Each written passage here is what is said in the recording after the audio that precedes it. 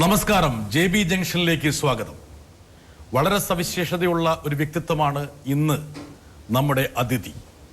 പ്രമുഖ രാഷ്ട്രീയ നേതാവ്, ചിന്തകൻ, വാഗ്മി, മാധ്യമ സാരഥി, രചയിതാവ്, മുൻ കേന്ദ്രമന്ത്രി, സംസ്ഥാന രാഷ്ട്രീയത്തിൽ നിറഞ്ഞു നിൽക്കുന്ന ശ്രീ MB വീരേന്ദ്രകുമാർ.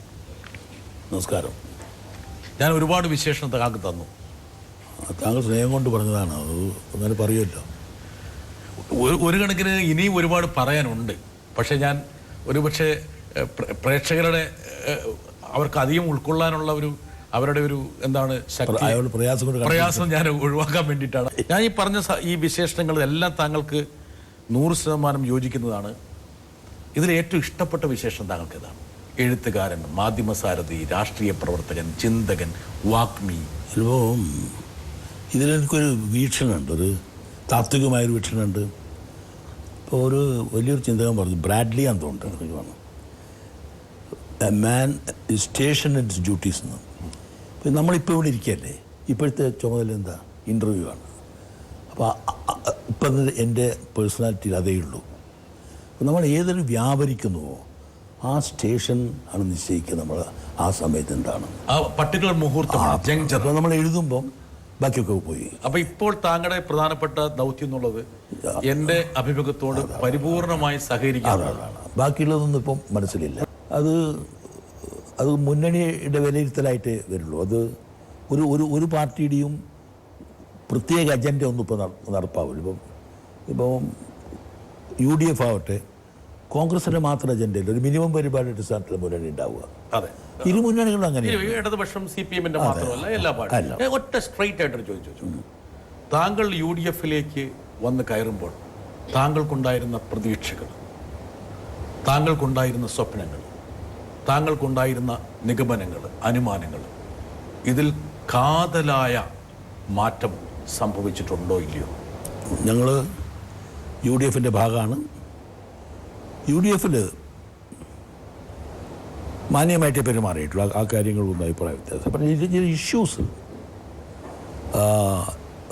പുറത്ത് പറയാറില്ല, UDF-ൽ ചർച്ച ചെയ്യാറുണ്ട്. അപ്പം പാർട്ടികൾ തമ്മിലും പാർട്ടികൾക്കുള്ളിലും UDF-ൽ മൊത്തത്തിലും ഞങ്ങളെ പാർട്ടിയെ സംബന്ധിച്ചും ഉണ്ടായ ചില അഭിപ്രായങ്ങളൊക്കെ അനുഭവങ്ങളാണത്. പിന്നീട് ഒരു മുന്നണിയിൽ വരുമ്പോൾ ഉള്ള അനുഭവം ഒരു മുന്നണിയിൽ വന്നാലുണ്ടാവുക. അതെ, വരുന്ന ഘട്ടത്തിലുള്ളതല്ല. അപ്പം ഓരോരോ ഘട്ടം വരുമ്പം അതിനനുസരിച്ച് പ്രതികരിക്കേണ്ടി വന്നിട്ടുണ്ട്. അത് ഇരു മുന്നണികളിലും ഉണ്ടായി. തീർച്ചയായിട്ടും ഞാൻ ഒരു ചോദ്യം, വളരെ എന്താ കാരണം വെച്ചാൽ നമ്മൾ കാണുന്ന പ്രേക്ഷകർക്ക് താങ്കളെപ്പോലുള്ള ഒരു സമർത്ഥനായ രാഷ്ട്രീയ വാഗ്മിയുടെ വാചകങ്ങൾ അത്ര എളുപ്പത്തിൽ ചിലപ്പം അങ്ങോട്ട് ഒരാളെ കൊണ്ട് എന്തും പറയിക്കാൻ കഴിവുള്ള ആളാണെന്ന് എനിക്കറിയാം. അത് താങ്കൾ ഇന്റർവ്യൂവിൽ ഒരു പ്രത്യേകത എന്താ അറിയോ? ഇരിക്കുന്ന ആൾക്ക് തോന്നും അയാൾ ഏറ്റവും വലിയ ആളാണ്, തോന്നിക്കാത്ത ആൾക്ക് സഹായിക്കും. അപ്പം എല്ലാം പറയും. അത് വലിയൊരു കഴിവാണ്. അത് ഞാൻ എപ്പോഴും വകവെച്ചൊരു കഴിവാണ്. അതാ ഞാൻ പറഞ്ഞത് ശതമാനക്കണക്ക് പറയാൻ സാധിക്കില്ല. പക്ഷേ താങ്കൾ ഈ പറഞ്ഞ ഈ 3 കക്ഷികളും UDF-ലെ പ്രധാന മേജർ കോൺസ്റ്റിറ്റ്യുവൻസാണ്. ആ കോൺസ്റ്റിറ്റ്യുവൻസിനെ ഇപ്പം ഞങ്ങളെ സംബന്ധിച്ച്, ഞങ്ങളുടെ പാർട്ടിയെ സംബന്ധിച്ച്, ഇപ്പം മന്ത്രിസഭയിൽ ഞങ്ങൾ വന്നപ്പം ഞങ്ങൾക്കുള്ള വകുപ്പുകളും പരിഗണനയൊക്കെ സംബന്ധിച്ച് വിലയിരുത്തുമ്പം അത് വെറും എണ്ണം നോക്കി മാത്രം തന്നാന്നുള്ള അഭിപ്രായം എനിക്കില്ല. അതിൻ്റെ പോസിറ്റീവ് വശം. ഞാനിപ്പോൾ ചോദിച്ചത്, ഈ പറഞ്ഞ പോലെ എല്ലാ രാഷ്ട്രീയ തീരുമാനങ്ങളും ഈ മുന്നണിയിൽ ഈ 3 പേരുടെ ചുറ്റിപ്പറ്റി നിൽക്കുന്നു. ബാക്കി സ്ഥലത്തേക്ക് അതിൻ്റെ പ്രസരണം പോകുന്നില്ല എന്ന് പറയുന്നു. അല്ലെങ്കിൽ കടുത്ത വിലപേശലിന് വിധേയമാക്കിയാൽ മാത്രമേ എന്തെങ്കിലും കിട്ടുന്നൊരു അവസ്ഥയിലേക്ക് വരുന്നു. അത് താങ്കൾ അനുഭവം എന്നൊക്കെ പറഞ്ഞല്ലോ. ഒരു മുന്നണിയിൽ ഞാൻ മുന്നണിക്കുള്ളിൽ പറഞ്ഞതും മുന്നണിക്ക് പുറത്ത് പറഞ്ഞതുമായിട്ടുള്ള അഭിപ്രായമുണ്ട്. മുന്നണിയിൽ ഏറ്റവും വലിയ ഉത്തരവാദിത്വം മുന്നണിക്ക് നേതൃത്വം കൊടുക്കുന്ന കക്ഷിക്കാണ്. അവരാണ് മറ്റ് കക്ഷികളെയൊക്കെ ഒരുമിപ്പിച്ച് കൊണ്ടുപോകേണ്ടത് അവരാണ്. ഒരു ജനാധിപത്യ സംവിധാനത്തിൽ ജനാധിപത്യ കക്ഷികളിൽ അഭിപ്രായ വ്യത്യാസം കൂടുതലുണ്ട്. ഒരു കേഡർ സ്വഭാവമുള്ള പാർട്ടികളൊന്നും അല്ല അതൊക്കെ. പക്ഷെ അതൊക്കെയാണെങ്കിലും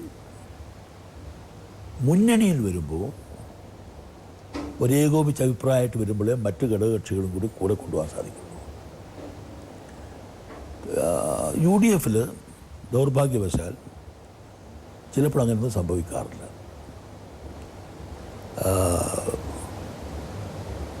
ഭരിക്കുന്ന കക്ഷികൾ തന്നെ, നേതൃത്വം കൊടുക്കുന്ന കക്ഷികൾ തന്നെ ഉള്ള അഭിപ്രായ വ്യത്യാസങ്ങളിൽ മറ്റ് ഘടകകക്ഷികൾക്ക് ഏതെങ്കിലും ഒരു ഭാഗത്ത് നിൽക്കേണ്ടി വരിക എന്ന് പറയുമ്പോൾ രാഷ്ട്രീയമായ പ്രയാസങ്ങളുണ്ടാകും. അതിൻ്റെ ഒരു വിലയിരുത്തലിൻ്റെ പ്രശ്നം, ഒരു അസ്വസ്ഥതയുണ്ട്. അല്ല, ഒരു വിലയിരുത്തലിൻ്റെ പ്രശ്നം. അസ്വസ്ഥത എന്നൊന്നും ഞാൻ പറയുന്നില്ല, രാഷ്ട്രീയത്തിൽ അങ്ങനെയൊന്നുമില്ല. അപ്പോൾ ഒരു ഒരു ഒരു ഒരു മുന്നണിയിൽ ഓരോ കക്ഷിയിലും പല ഗ്രൂപ്പും ഉണ്ടാവാം. ഏട്ടാ ഞാൻ മരിച്ചിട്ടില്ല, ഞാൻ എന്ത് ചെയ്യാനാ, എനിക്കൊന്നും ചെയ്യാൻ പറ്റില്ല, ഒരു സംഭവമാണ്. അപ്പോൾ എന്ത് ചെയ്യാനപ്പോൾ എഴുതിയെന്താ ചെയ്യുക? ഞാൻ പറയുന്നത് ഈ അനുഭവം ഉണ്ടായെന്ന് പറഞ്ഞത് നിങ്ങൾ എന്നെ പറ്റിയാണല്ലോ ചോദിച്ചത്. എൻ്റെ അനുഭവത്തെ പറ്റി ചോദിച്ചതുകൊണ്ട് ഞാൻ പറയുകയാണ്, ഇതിനെല്ലാം ഞാൻ ഇങ്ങനെയുള്ള പലതിനും ഞാൻ അനുഭവിക്കേണ്ടി വന്നിട്ടുണ്ട്.